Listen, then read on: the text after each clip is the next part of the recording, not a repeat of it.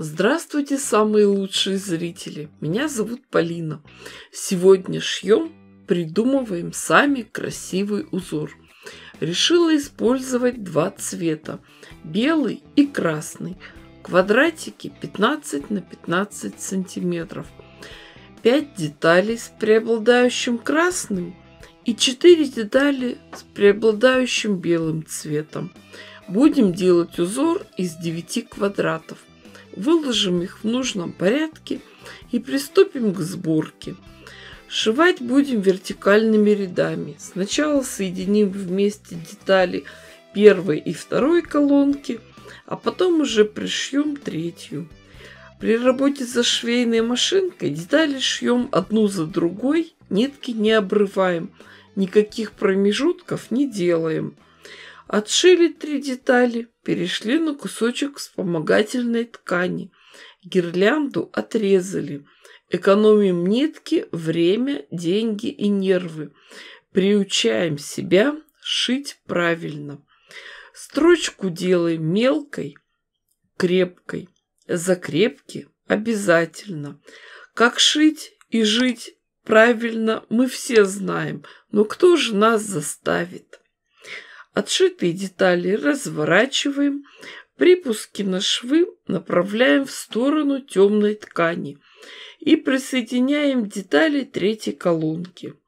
Заготовку разворачиваем, швы расправляем. И вот сейчас можно сразу же их проутюжить, потому что потом будет уже сложно к ним подобраться. Нитки между деталями мы не обрывали. Все полотно держится на швах. Уголочки уже никуда не убегут. Остается только прошить эти детали по горизонтали. И еще обратите внимание, когда мы пришиваем соединение швов, припуски направляем в разные стороны, и нет лишних утолщений.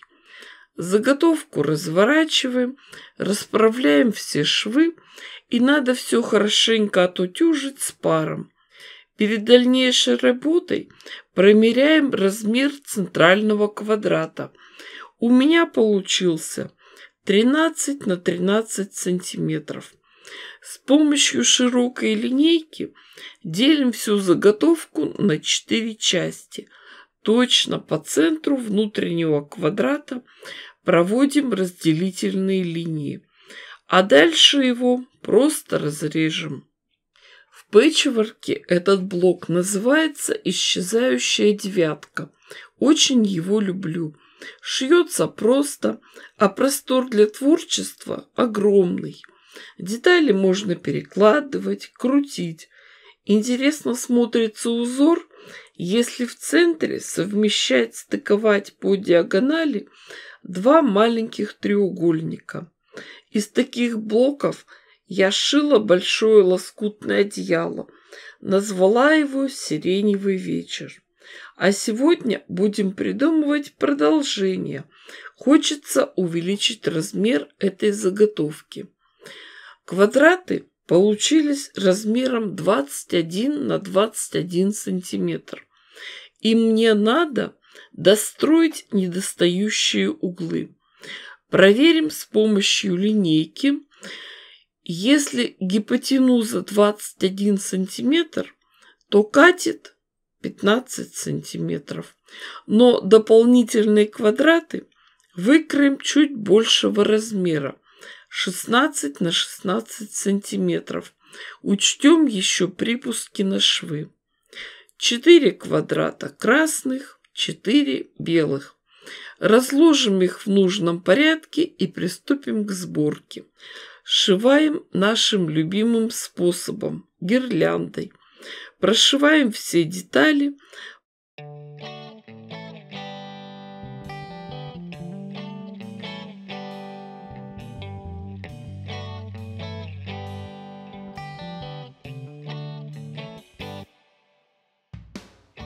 Потом отсоединяем 2 готовые пары. Развернем их. Потом прошьем сразу же все полотно одним швом.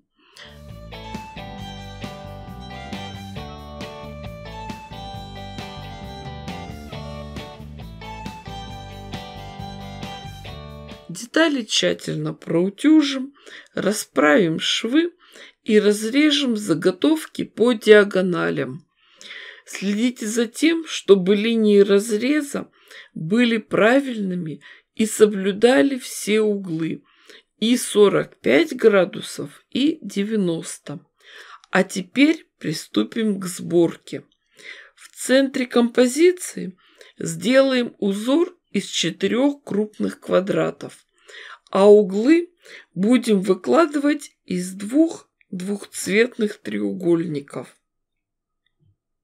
Самое главное – не запутаться в раскладке. Сшивать будем пошагово. Сначала к квадратам пришиваем треугольники с одной стороны, потом расправляем швы и присоединяем треугольники к другой стороне. Чтобы не запутаться в раскладке, можно детали заколоть иголочками. Подготовленные четвертинки, уголочки, тщательно проутюжим и выложим узор. А дальше уже будем этот квадрат прошивать по диагонали. Заготовка получилась 55 на 55 сантиметров. Немного увеличим ее размер за счет широкой каймы. Со всех сторон пришьем полоску ткани шириной 7 сантиметров. Всю конструкцию надо укрепить. На ткань для обратной стороны лицом к лицу уложим нашу красивую лоскутную деталь, а сверху кусок холстопрошивного полотна. Мне нравится использовать в работе натуральные материалы. Все слои скалываем между собой булавками. Прошьем по краю, оставляя отверстия для выворачивания. Вывернем нашу салфетку, все подтянем и расправим. Зацепим английскими булавочками для квилтинга. Начинаем от центра, движемся к краям. Наметим линии стежки. Можно просто прошить по швам, но мне хочется подчеркнуть прямыми линиями центральный ромб. Стежку начинаем от центра, шьем прямыми линиями. Когда доходим до булавок, просто их убираем. Недавно я услышала такую притчу. Одному человеку по наследству достался огромный алмаз, и он захотел его огранить, сделать прекрасный бриллиант. Он пошел с этим алмазом к ювелиру, но огранщик сказал, что это очень дорогой камень, и он боится с ним работать и не возьмется его гранить. И все другие мастера тоже отказывались от этой работы. Человек уже совсем отчаялся. Наконец он пришел к одному ювелиру, и тот сказал: «Хорошо, оставь этот алмаз, мой ученик его огранит». Человек воскликнул: «Как так? Столько известных мастеров отказались от этой работы, а какой-то ученик сделает?» А ювелир ответил: «Это ты знаешь, сколько стоит этот алмаз, и я знаю, а ученик этого не знает, поэтому он и сделает». Это я к чему?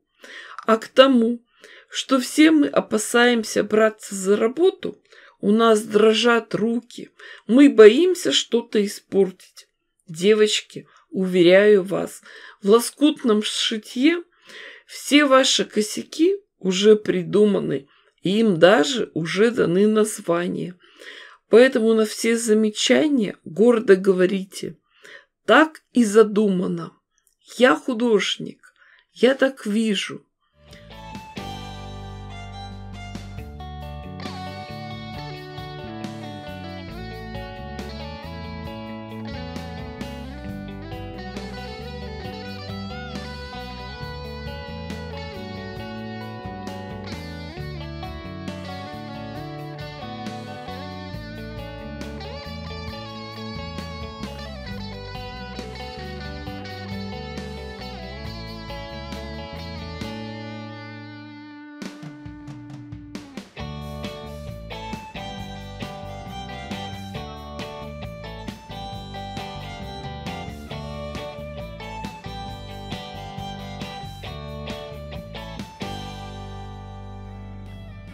Ну и, конечно, что же у нас получилось? А получилась у нас салфетка для укрывания пирогов. После того, как мы испекли пирог, ему надо отдохнуть, напитаться, пропитаться хорошенечко. Поэтому в нашей семье делаем так. Испеченные пироги достаем из духовки, смачиваем сверху их кипяченой водой, закрываем листами бумаги, а сверху укутываем специальными такими салфеточками для пирогов. Девочки милые, вы же понимаете, что я дала вам идею. Шейте, творите. У вас все получится гораздо лучше, красивее и интереснее, чем у меня. Ставьте классы, пишите комментарии. Кто еще не подписан, обязательно подпишитесь. В описании под видео вы найдете ссылки на все мои группы в соцсетях и на Дзен. Жду вас там. С вами была Полина. Всем пока-пока и до скорых встреч!